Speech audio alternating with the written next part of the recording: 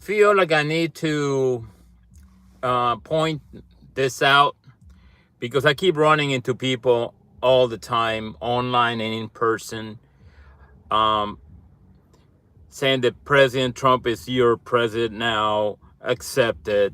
Um, and sometimes they're sometimes gleeful and mocking and said, cry the next 4 years, or things like that. The thing is, for me, and I've said it repeatedly online, and that's why I'm doing this really quickly, and it sounds like a broken record for me because I keep doing it, but I just want to get it out of the way. Okay, what happened on January 6th, 2021, was a deal breaker. And if I have to admit, I will. Even some friends of mine might not like to hear it. I almost voted for Donald Trump in 2020. But I didn't because of what happened through 2020. But fast forwarding after the election, on January 6, 2021, there was a riot. There was people don't like to call it insurrection, but it was an insurrection. It was an attempt to overthrow the American system. He lost, and Biden was to be the next president. He was to be number 46. And to this day, people keep saying different excuses. To the point of saying that January 6th was not a riot. It was a peaceful protest. And some congressmen, even back then, MAGA congressmen, were saying, "Oh, it was just like a tour in the Capitol building," when it obviously was not. And I want to clear that up right now for several of you. You saw the videos of the attacks. You saw the videos of people trespassing into the building, breaking those metal barriers. I'm sure you've seen the videos, unless you really brainwashed into an echo chamber that you haven't seen that. And let me just mention the people that passed away and died as a result of that walk in the Capitol in a guided tour. Here we go. Ashli Babbitt. You know who she is. She was killed because she was attempting to go into the chambers with other people. She did not follow directions. She got shot. Just like black men get shot sometimes by police officers around the U.S.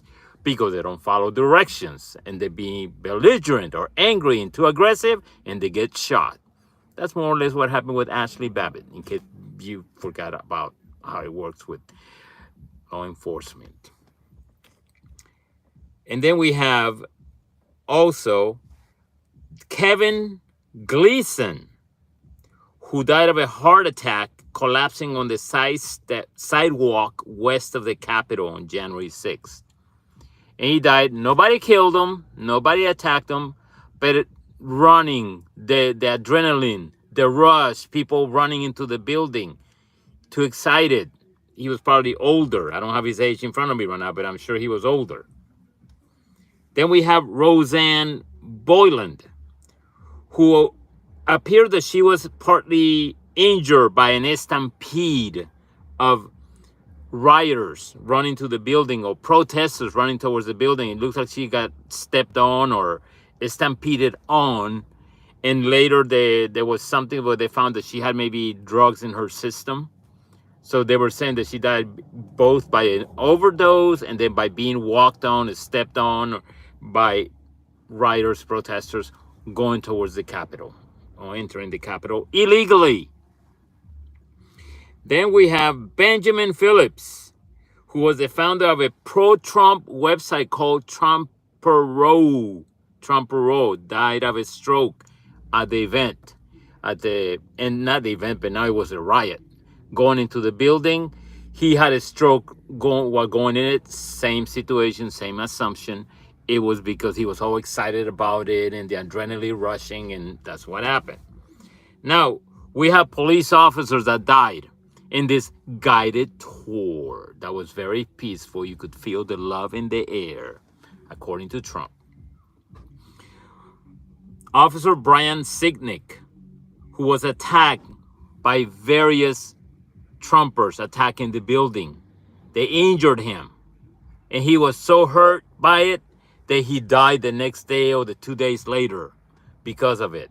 When they did the autopsy, they said that he had either a stroke or a heart attack, but they concluded, even though he died of those causes, it was all related to the injuries and the trauma of the incident. So, there you go. Peaceful tour, wasn't it?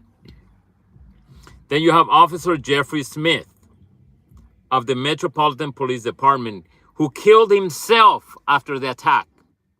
These are the officers that went home and they were so traumatized by the attack of other Americans towards them and something that should not have happened. Even Trump called it out that day or the next day. She said, all these people are criminals. They should be prosecuted. They don't represent us. He said that. Google it. You can find it. He said the quote. It's in the White House website. Then we have Howard Livingood of the Capitol Police, who died also, who killed himself after the attack a few days later. And it was also expressed along the reasons of what happened. They could not believe what had happened to them. It was something that was surreal. Maybe I was not there, but some people say, "Oh no, it was a walk in the park." It was not a walk in the park. Out of the 1,500 people, rioters or protesters or trespassers of MAGA world that entered the Capitol, that the conman in chief pardoned, about 300 of them were charged and convicted and sentenced on violent crimes, meaning attacking police officers, destroying property. About 300 of them were. So for people to say, "Oh no, it was not violent," now we know the truth. The videos are being released. You know the videos that are being released? They were already available back then when the committee did the whole investigation and the presentation with the Democrats and 2 Republicans who had honor. And that's the key thing right now. That many people are saying like, "Oh, but people were walking into it." Because there's video of people walking into the Capitol in peace, and the guards or the doorsmen or the police officers are letting them walk in. And people seem to not understand there's a little bit of lack of critical thinking on that. Yes, there were portions of the Capitol building that were open and entered by protesters who were walking in, and police officers had seen already some of the violence going on outside, the confrontation, the fights. They saw that. And they said, I'm not doing this. I'm come in. And that happens. Just like some police officers, a couple of them that have been reported in the news during school shootings, who did not walk into the school building because they were afraid of getting shot, even though they were police officers supposed to do their duty. Same thing here. These are police officers, Capitol police officers that said, "Hey, I don't want to get into a fight. I don't want to get shot. I don't want to get stabbed. Come in, welcome." That's common sense. Anybody knows that. If you don't see it, you're not very smart. You don't have critical thinking skills. You didn't finish college. I don't know. For you to not see that is not reasonable. And the other one is those police officers and the Capitol who were Trumpers. Just like you have Trumpers right now complaining about being fired by Doge, and they're Trumpers. And they're, "Why are you firing me? I'm a good employee. I support Trump." And they were fired.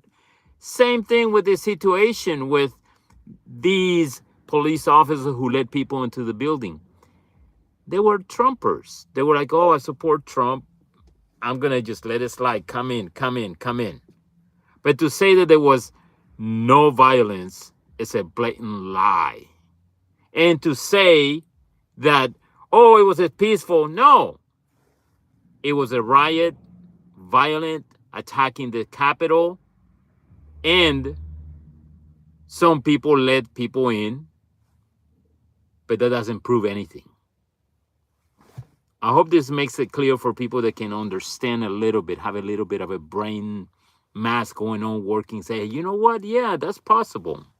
All right. You have a good one. Hasta la vista.